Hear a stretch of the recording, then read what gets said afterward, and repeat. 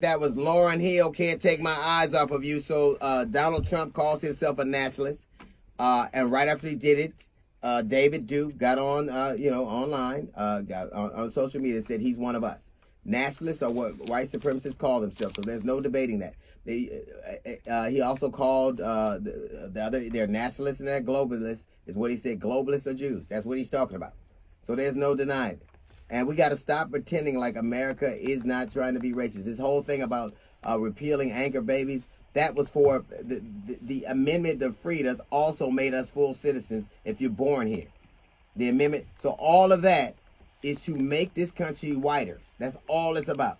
It's to deny people born here to make this country white. So in other words, if you're born here to an immigrant, he wants you to no longer be able to stay. What about his son Barron?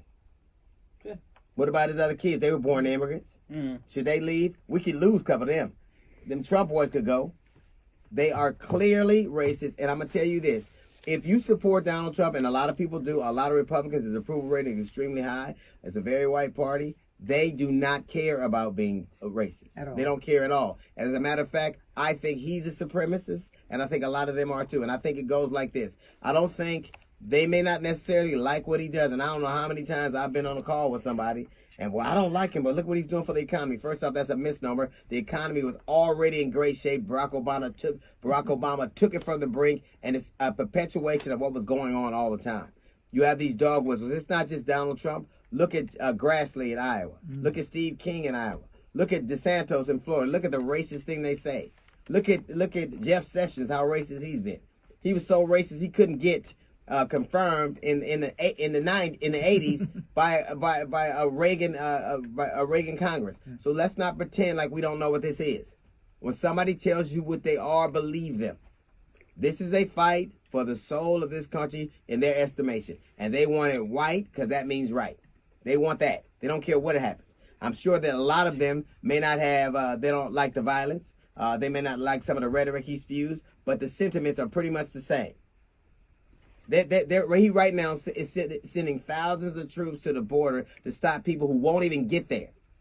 He won't even get there. That caravan of people is trying to come here to go through the checkpoints and see if they qualify for asylum. Many of them will be denied anyway. This is a show of force.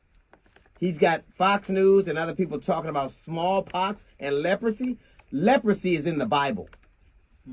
Leprosy is in the Bible. So he's making people believe that there's some plague that these people are bringing. Smallpox was eradicated in the 80s. The last person that had it was in the 80s, and it was a Somali dishwasher. So he got you afraid of things you shouldn't even that don't even exist.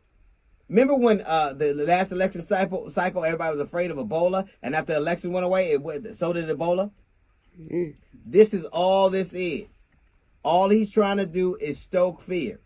All he's trying to do is make you afraid, and so he's the one that can save you. And even if he isn't making you afraid, he's making you point to someone. If you're not working, if you're a white cat and you're not working right now, who do you blame? Who do you blame? There's nobody. The unemployment rate for black people is unprecedentedly low. It's an unprecedented low. So is for white, and white people are less than half of that. So who are you mad at? And most of you live in enclaves, rural enclaves, where it's just you. So there's nobody to blame but you. You can't even blame the immigrants who haven't got here yet. They're used to making these connections to the Bible. Leprosy is in the Bible. But they forget the things, the other things the Bible says. He that was first shall be last, and he that was last shall be first. Guess who that is? You. That's a little note from the GED section. We got the Jazz Report coming up in 15 minutes. It's the D.L. Hughley Show.